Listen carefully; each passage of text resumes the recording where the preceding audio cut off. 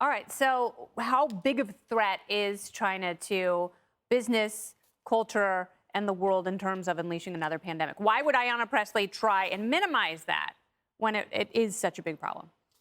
For her, being woke is more important than being alive. If Ayanna Pressley was president, we can only get tough with white countries.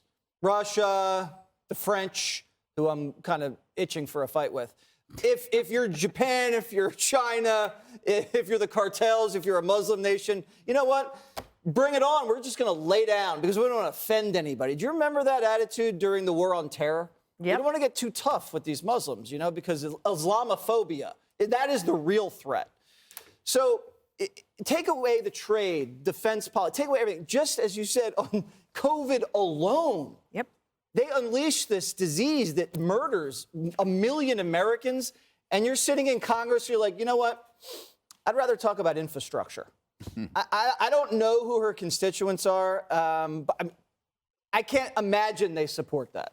Her constituents died from COVID-19. I think their families might want to get tough on China. Maybe And it might have been America that was involved in that lab. So if, you know, she's America hater, another reason to look into it. Yeah, I mean, there are so many questions. China obviously has a 50-year strategy for achieving global hegemony. The United States, we have a different strategy based on who's president. But what the message they're sending in Congress is, we want to protect ourselves as a nation. We want to have a policy about China that is not necessarily partisan. I think that while I am, generally speaking, sympathetic to the squad, I like AOC a lot. I like her verve, her grit, her energy. The problem is that they get off on these tangents that are so silly. To worry about people being anti-China because of these actions that they're taking is ridiculous when you think China is the menace.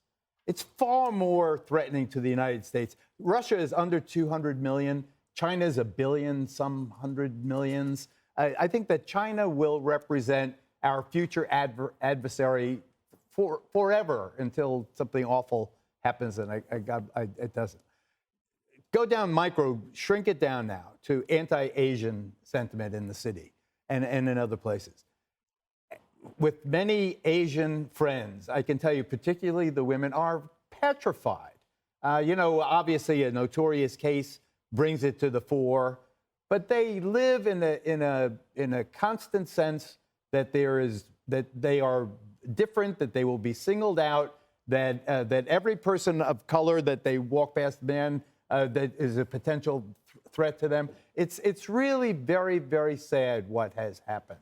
And I think that wokeness doesn't help. What the approach should be is frankness, confront it, inclusion, real inclusion, not BS, PR stuff like this. I wonder what her position is on the Supreme Court case in regards to the Asian American students from Harvard. That's a good question. Who are saying that they've been discriminated against. I mean, maybe the most discriminated against group in higher education. Arguably so. The data bears that out.